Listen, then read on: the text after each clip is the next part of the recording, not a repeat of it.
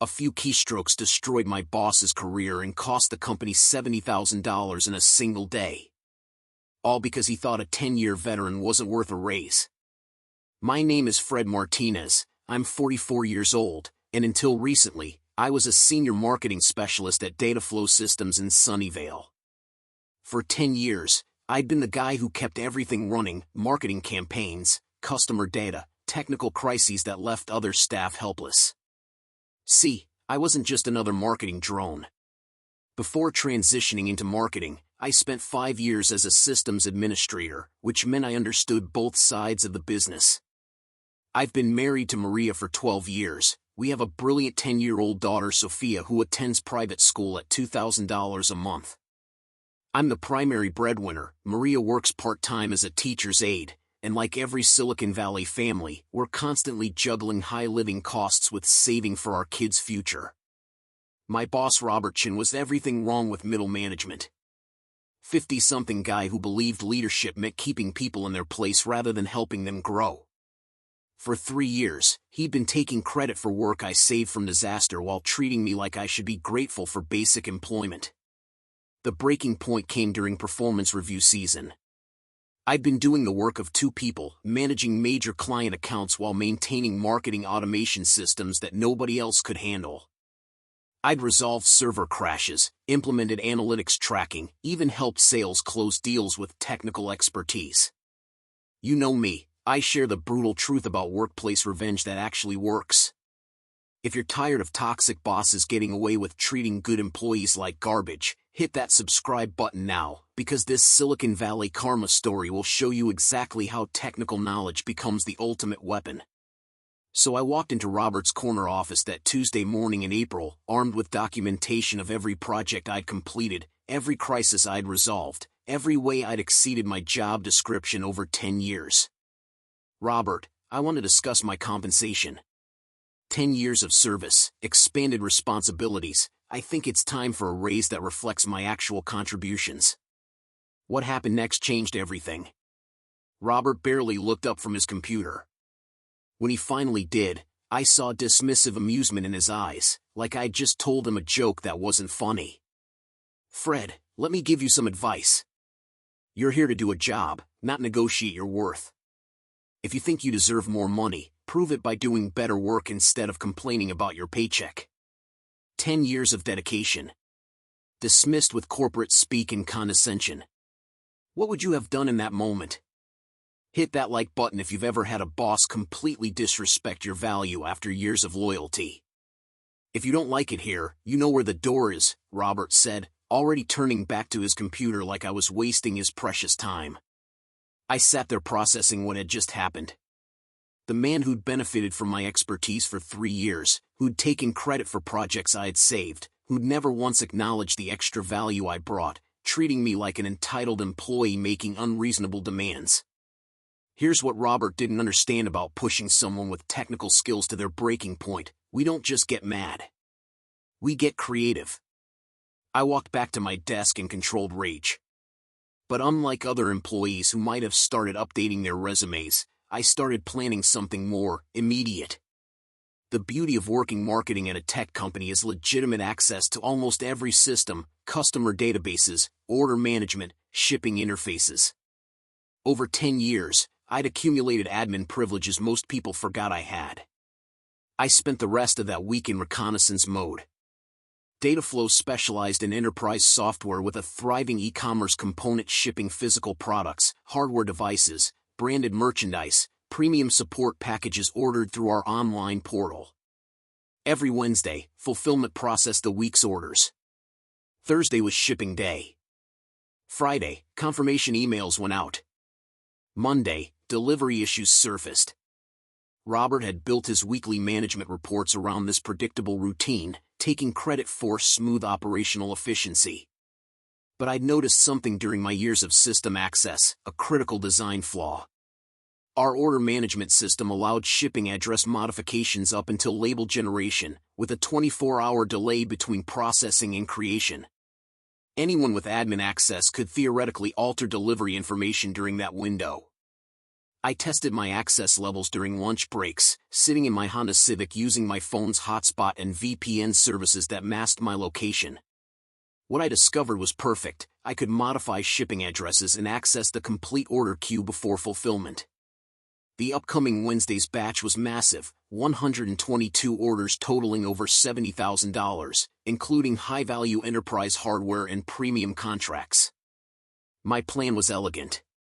Wait until Tuesday evening after orders processed but before labels generated, then systematically alter every delivery address to random Bay Area locations.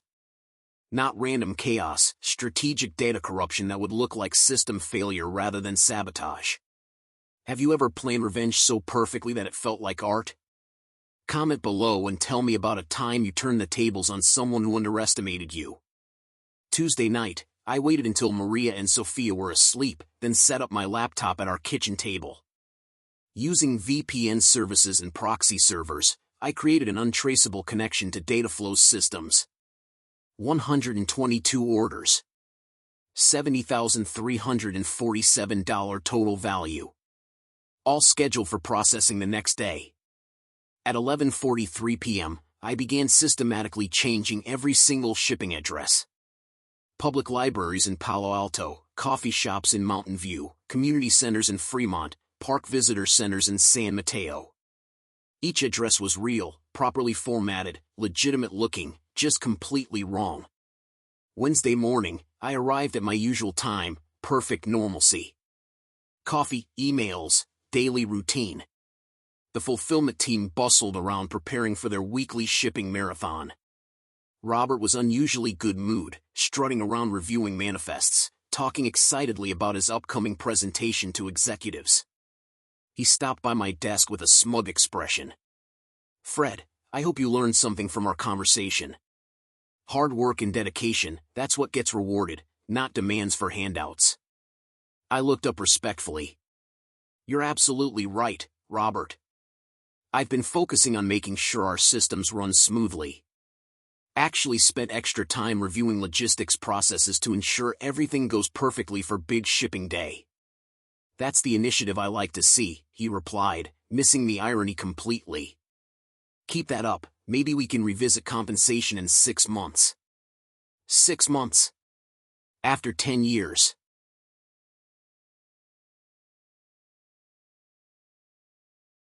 Thursday was shipping day. Everything proceeded exactly as planned. Fulfillment generated labels based on system addresses, packaged all 122 orders, handed them to FedEx and UPS. Shipping confirmations went out automatically with tracking numbers that would soon lead to very confused phone calls. Friday morning brought the first chaos. Customer service started receiving confused calls around 10 a.m. "Your order wasn't delivered to your business address, sir." According to FedEx tracking, it went to Palo Alto Public Library. "No, we don't know why." By noon, phones rang constantly. Order after order delivered wrong.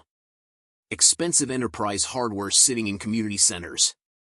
Premium contracts delivered to coffee shops. Thousands in branded merchandise scattered across Silicon Valley public locations. Robert's expression changed from confusion to concern to barely controlled panic. Running between customer service, fulfillment, his office, trying to understand how such massive shipping error occurred. "This is impossible," he told the fulfillment manager. "Our systems have triple redundancy." IT investigated potential compromises. They found exactly what I planned: addresses and system matched shipping labels perfectly. Everything functioned flawlessly from technical standpoint. But the explanation made no sense. Why would 122 different customers provide wrong addresses to public locations? The financial impact climbed toward $140,000 with replacement shipments, expedited delivery, potential lost business. Robert's executive presentation was scheduled for 3 p.m.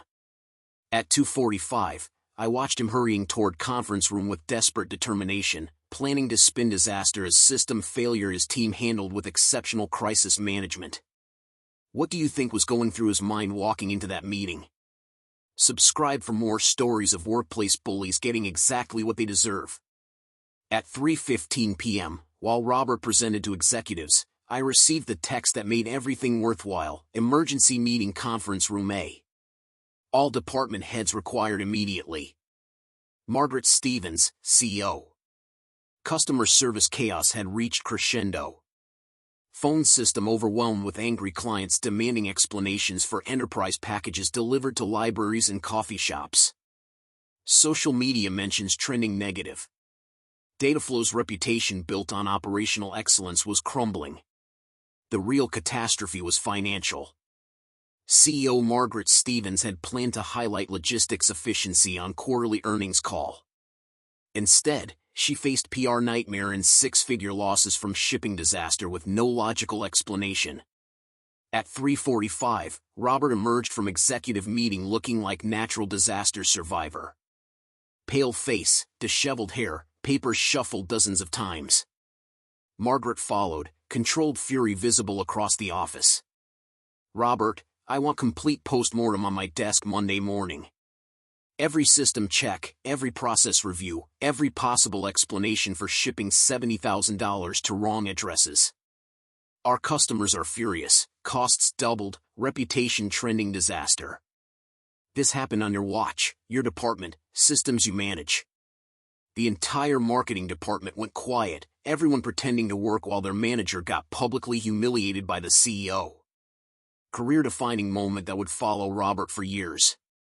After Margaret left, Robert stood motionless for a full minute, processing magnitude of career damage.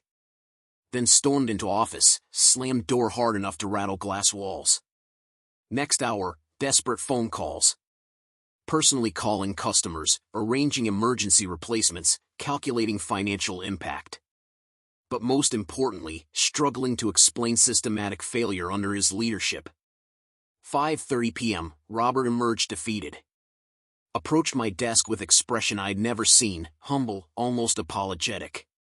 "Fred, I know we disagreed last week, but I need your help. You understand our systems better than anyone.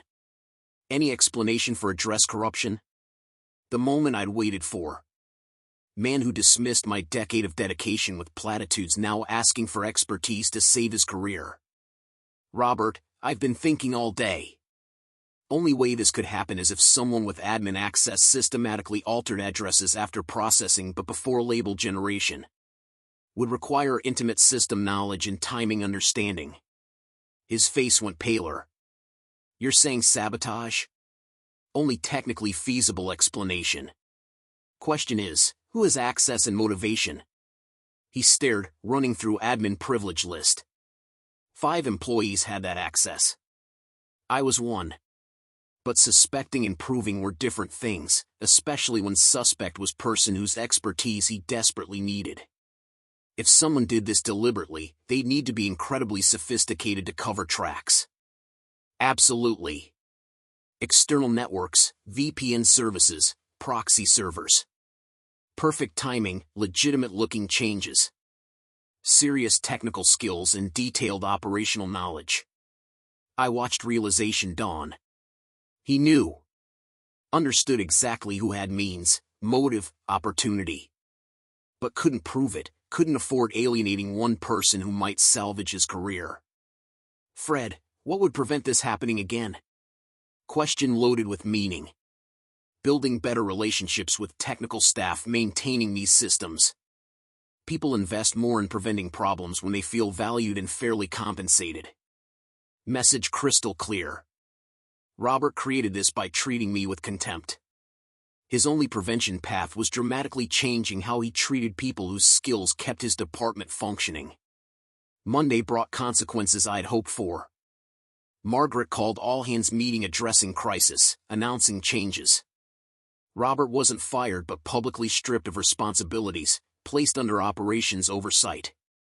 Company announced comprehensive compensation review, particularly technical specialists with expanded responsibilities. My salary review fast-tracked, 40% increase plus promotion to senior marketing technology specialist.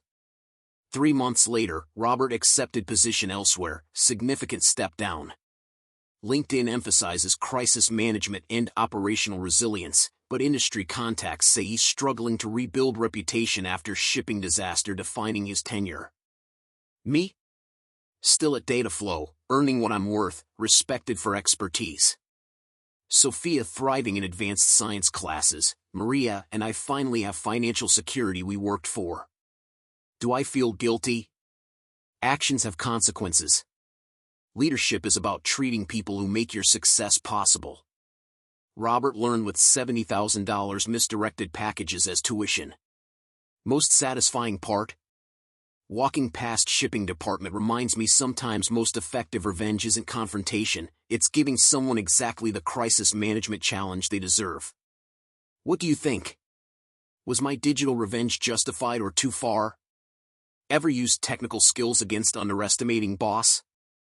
Share stories and comments. I love creative workplace justice solutions. Enjoyed this Silicon Valley karma? Smash like and subscribe for more toxic manager stories getting what they deserve. Remember, never underestimate quiet employee taking notes for 10 years.